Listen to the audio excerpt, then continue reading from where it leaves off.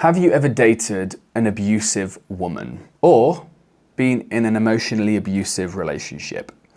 If so, you probably thought at the time that you should just man up, you should just deal with it.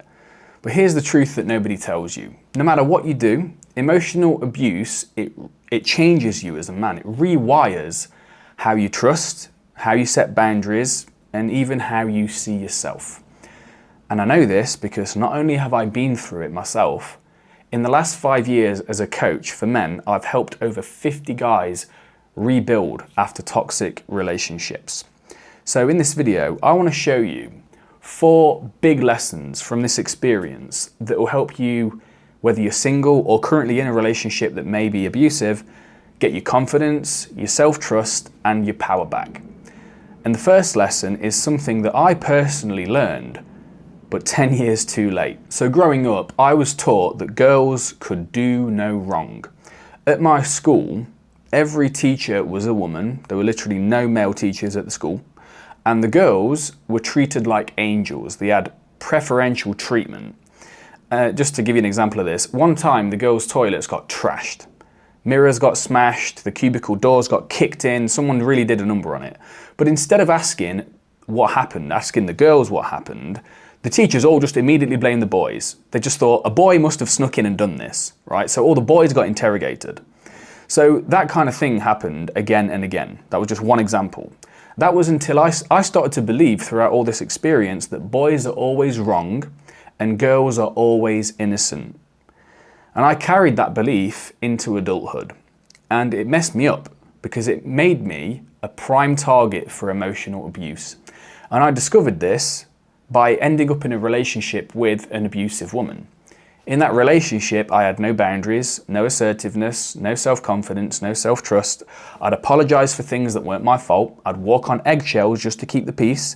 But what actually happened was she got angrier, she got colder, she got more manipulative, until eventually I didn't even recognize myself anymore.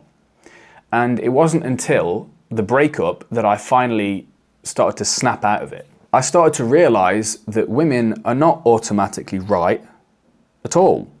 They're just people like anyone else. And once I finally started to understand this, I could finally start to trust myself again. And I stopped trying to constantly please women and put them on a pedestal.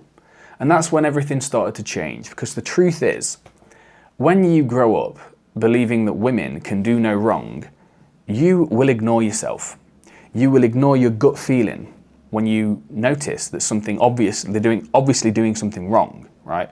So that belief itself is one of the things that keeps good men stuck in bad relationships. They don't trust themselves. And not only that, also, by the way, mate, to discover what else might be keeping you stuck in bad relationships, I want you to click the link in the description below and take the free quiz that I created to discover this. So not only that, next time that you, for example, are in a relationship or with a woman and you want to stay quiet to keep the peace, I want you to ask yourself, if a guy did this, would I let this slide? If not, maybe you're still stuck on the old conditioning that I was. And recognizing this makes the next lesson even more powerful. And let me tell you about Dennis. Dennis, a client of mine, he was married for 11 years, but his wife Jane was becoming more angry, controlling and manipulative as time went on. But the straw that broke the camel's back, the thing that got him to actually reach out and speak with me, wasn't anything to do with Jane. It was because he started finding himself being attracted to other women. And because he values his commitment, he's a good man, he values his commitment to his wife, he hated himself for having these feelings. So we got into it. And in our 4th session, we finally got to the root of it. Dennis had 0 boundaries with his now abusive wife. And he felt trapped, he felt anxious, and his mind was searching for freedom anywhere it could find it, including in these sort of fantasy relationships with other women. And this isn't just Dennis's problem. I see it all the time, especially with men who end up in controlling or abusive relationships. When you have no boundaries, you lose your sense of freedom. And a man who doesn't feel free will never be happy. But boundaries, they don't make you selfish. They are non-negotiable ways of protecting your own peace and happiness. And sometimes a boundary is just as simple as saying, I need some time to myself tonight. This is the foundation of a healthy relationship with other people because it improves your relationship with yourself. But no matter how strong your boundaries are, there's a harsh truth that every man needs to know. And the best example I can give you is the story of Roger. Roger is a former client of mine in his mid-30s. Roger was handsome, successful, but he was completely wrecked after his breakup. It was so bad he never wanted to go through it again, so we started talking about the relationship. And I learned that in that relationship, he paid for everything. He was the provider. He paid for holidays, he paid her rent in her own apartment, gifts, you name it.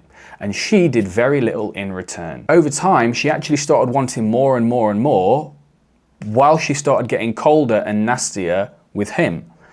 And the second he thought about pulling away, he was scared that she was going to flip out. He was afraid of her emotional reaction. By the way, does that sound familiar? But here's the sad reality. Some women in relationship are only capable of loving what you give them. In terms of your time, your money, your attention, they want it all, but they don't want to give anything back. And they definitely don't want to be called out on it. This isn't just a woman thing, this is a person thing, right? So if you're watching this and thinking, wait, am I Roger? I want you to ask yourself something. Are you always the one giving and getting little to nothing in return? If so, you might be caught in the same trap. And the answer, mate, honestly, is to stop equating your worth as a person with what you provide. Okay? Try withdrawing what you provide and seeing who remains in your life afterwards.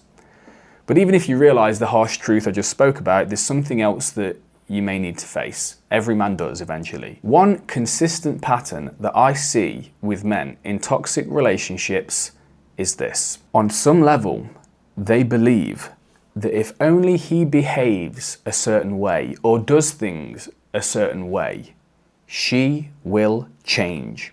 And she will become the woman he wants her to be, and they can supposedly have the relationship that he wants.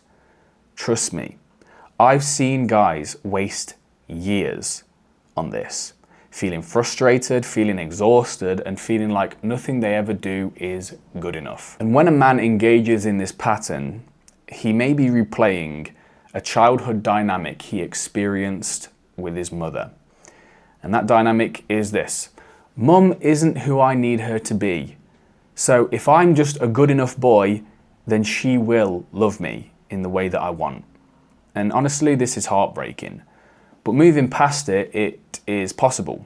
And it is important as a man. If anything, it's kind of a rite of passage, actually. And it starts by acknowledging a simple truth, mate. No matter what you do, you cannot change her. And it's not your responsibility to do so. Changing yourself is incredibly difficult. You know this probably as well as anyone in your circle, right? It requires time, it requires energy, and it requires this consistent desire to change. Many people, women included, have absolutely no desire to do this. They might act like they do, but they won't change. When a woman shows you, in the early stages of dating, when a woman shows you who she is, believe her. Because if you ignore all the red flags and end up in a relationship with her a decade in the future, those things that you ignored may come back to haunt you. The answer is to get better at screening women in the early stages of dating. And if you do this, your relationships will improve dramatically in the future. The journey of recovery is impossible without a roadmap. So I want you to click this video next, because in this video I talk about the 4 steps that I went through to fully recover, rebuild my confidence, and create, healthy, fulfilling relationships with women. And it is possible before you say it. And in the meantime, mate, I'll see you in the next video. Stay courageous.